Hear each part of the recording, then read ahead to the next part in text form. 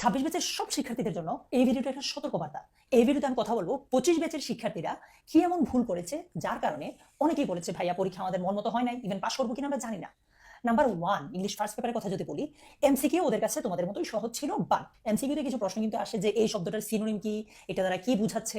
অর্থাৎ প্যাসেজের অপরিচিত শব্দগুলোকে যারাই শুরু থেকে স্কিপ করেছে, পড়ে নাই, অপরিচিত শব্দগুলো ভালো লাগে নাই, স্বাভাবিকভাবেই ভোকাবুলারি মুখস্থ করতে আমাদের কারোই ভালো লাগে না। সো তারাই গিয়ে এমসিকিউতে এই জায়গাগুলোতে আটকে গেছে। সো তোমার এখান থেকে লার্নিং হবে যে তুমি যেই প্যাসেজটাই পড়ো ওই প্যাসেজের অপরিচিত শব্দগুলো অবশ্যই ভালোভাবে বলবা। নাম্বার 2, শর্ট কোয়েশ্চেনে অধিকাংশ স্টুডেন্টই প্যারা খাইছে, নিজ থেকে বানিয়ে একটা প্রশ্নের উত্তর লিখতে পারে নাই। সো তুমি এখন থেকেই শর্ট কোয়েশ্চেনে বেশি করে ফোকাস করো।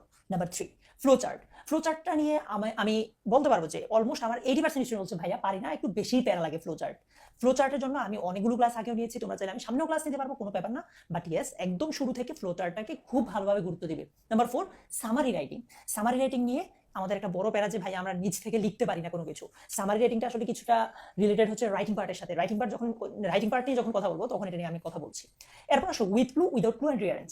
উইথ ক্লু, উইদাউট ক্লু এর জন্য তোমার ভোকাবুলারি ভালো থাকতে হবে, গ্রামারের কিছু রুল জানা থাকা লাগবে, আর অবশ্যই বেশি বেশি প্র্যাকটিস করতে হবে। তুমি যদি আজকে থেকে এই জিনিসটা শুরু না করো তাহলে 25 ব্যাচের মতো পরীক্ষা দিয়ে এসে বলতে পারবা যে ভাইয়া পরীক্ষা ভালো হয় নাই, পাস করবো কিনা জানি না।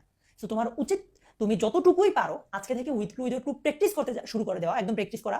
প্র্যাকটিস করতে গিয়ে অপরিচিত অনেক শব্দ পাবা, অনেক কিছুই বুঝবে না, সেগুলো নোট করে রাখো, শব্দগুলোর অর্থ বের করো, কোথাও না বুঝলে আমাকে জিজ্ঞেস করো। আর রিয়ারেঞ্জের ক্ষেত্রে খুব বেশি রিয়ারেঞ্জ পড়া লাগে না, তুমি গুরুত্বপূর্ণ কিছু রিয়ারেঞ্জ পড়লেই ওইগুলো থেকে আসার সম্ভাবনা সবচেয়ে বেশি। এবার আসি রাইটিং পার্ট প্লাস সামারিটা নিয়ে। 25 ব্যাচের ওরা রাইটিং পার্টটাতে বেশি ধরা খাইছে কারা জানো? যারা শুধুমাত্র মুখস্থ করে গেছে। কারণ তুমি যেগুলো মুখস্থ করে যাবা ওইগুলোই যে পরীক্ষাতে আসবে এর গ্যারান্টি তোমাকে কে দিছে ভাই? এর বাহিরেও তো আসতে পারে। সো এই জায়গাটাতে তুমি যদি রাইটিং পার্টটা একটু ঠিক আছে গাইড থেকে এক দুইটা পড়লা, বাট সবচেয়ে বেশি ভালো হয় তুমি যদি নিজ থেকে লেখার যোগ্যতাটা অর্জন করো। তাহলে যেটা হবে, পরীক্ষায় কমন আসুক বা না আসুক তোমাকে এটা প্যারা দিবে না, তুমি বানিয়ে বানিয়ে লিখতে পারবা। ঠিক সামারির ক্ষেত্রেও তাই, তুমি যদি প্যাসেজ বুঝে যাও তখন তুমি নিজ থেকে বানিয়ে সামারিটাও লিখে ফেলতে পারবা। এই হলো ইংলিশ ফার্স্ট পেপার। সো যে জায়গাগুলোর কথা বললাম এগুলো মোটামুটি সবগুলো তোমার সিলেবাসে আছে, আর বাইরে হয়তো থিম আছে ইত্যাদি ইত্যাদি কিছু জিনিস আছে। সো প্লিজ শুরু থেকেই এই জিনিসগুলোকে গুরুত্ব দাও। আর আরেকটা ব্যাপার, ইংলিশ ফার্স্ট পেপারকে অনেকেই মনে করে যে সেকেন্ড পেপার তো অনেক কঠিন, ফার্স্ট পেপার একটু পড়লেই পারবো। পার্সোনালি আমার কাছে মনে হয় যে সেকেন্ড পেপারের তুলনায় ফার্স্ট পেপারের পড়া অনেক বেশি, প্লাস সেকেন্ড পেপারের তুলনায় ফার্স্ট পেপার একটু কমপ্লেক্স, পার্সোনালি আমার কাছে মনে হয়। সেকেন্ড পেপারের ক্ষেত্রে এতটুকুই বলবো, রুল যতটুকু পড়ো তার কয়েক গুণ বেশি প্র্যাকটিস করো, প্র্যাকটিসের বিকল্প নাই সেকেন্ড পেপারে, ঠিক আছে?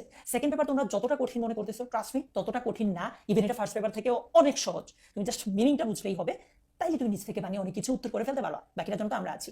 তোমার এই English first paper second paper এই সব কিছুই আমরা আমাদের এইচএসসি 26-এর যে ইংলিশ 2.0 কোর্সটা আমরা সম্প্রতি লঞ্চ করেছি ওইটাতে আমরা বিস্তারিত পড়াবো। তোমার সাথে আমার কোর্সে দেখা হচ্ছে।